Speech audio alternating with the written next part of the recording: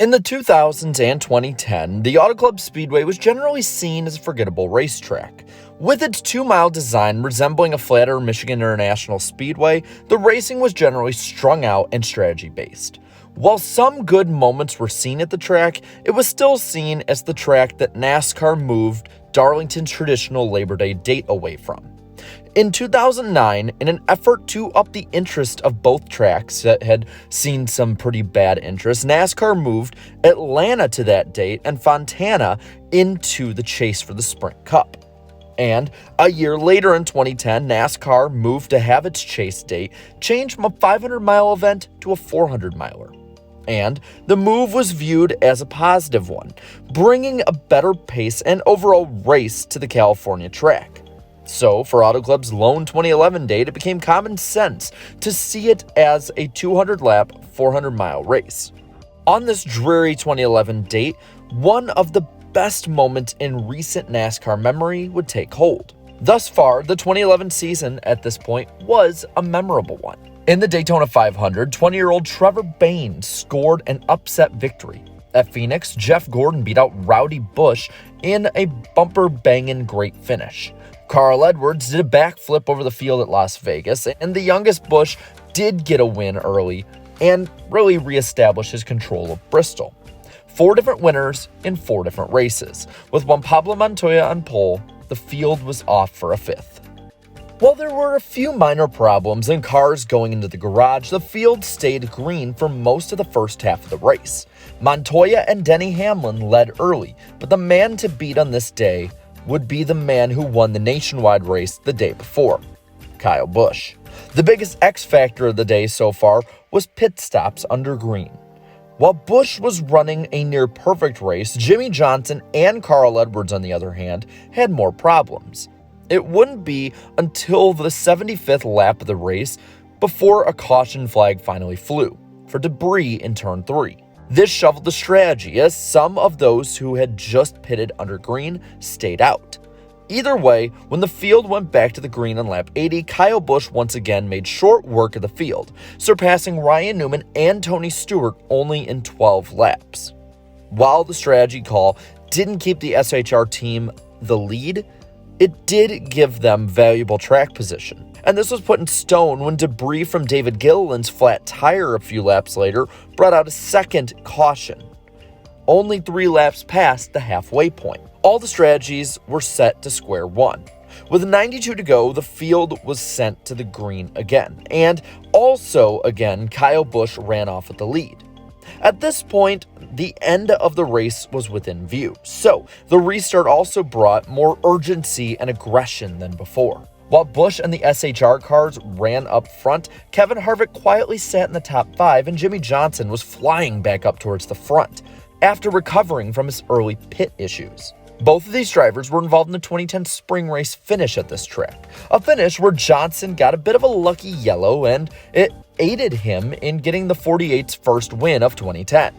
A win that Kevin Harvick likened to JJ, quote, having a golden horseshoe up his ass. Both would be factors at day's end. With just over 60 to go, Busch led the field into yet another round of green flag pit stops.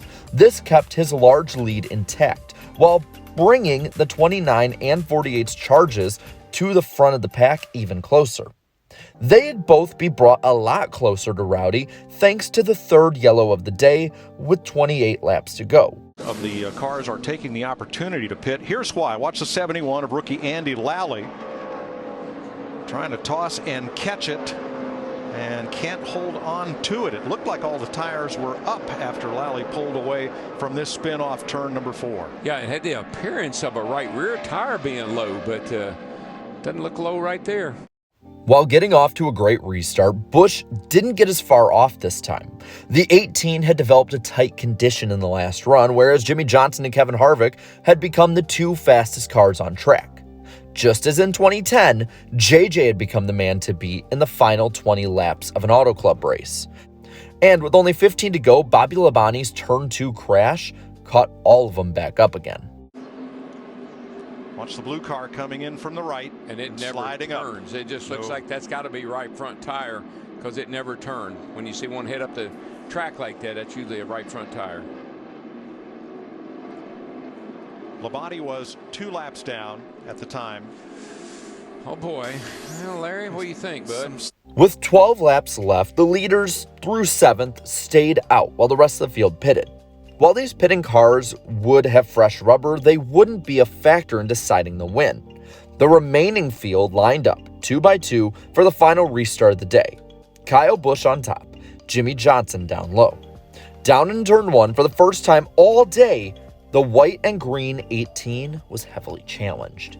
In the pack, Kevin Harvick was slicing and dicing his way up to the front. If he was going to be competing for a win against these two, he'd have to fly up with dominating speed.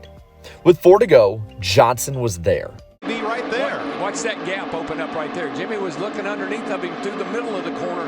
Kyle gets that nice run off the top. Really hard, about 10 back. Yes, he is. I tell you, he is. I just looked at the 29 car, and while these two cars up here are racing each other, hello, and look at Jimmy down all the way down on the apron. Can't get alongside Kyle Busch. Yes, he can. Johnson off the corner. You know who's going to win this race? That 29 car. 29 is 6 behind you. Outside, outside, outside. As they run side by side, Harvick is there. He makes it a 3-car battle. He's there, and there goes Jimmy to the lead. He's going to clear Kyle off of 2. As Johnson cleared Busch out of 2, the race was not anywhere near being done. While the front 2 raced hard, the 29 had charged up to them and made it up to 2nd now. With a lap left, everything was up in the air. They're searching for grip right now. And drops back in line. White flag for Jimmie Johnson. 1 lap to go. Harv's going to have to make a big move right down here.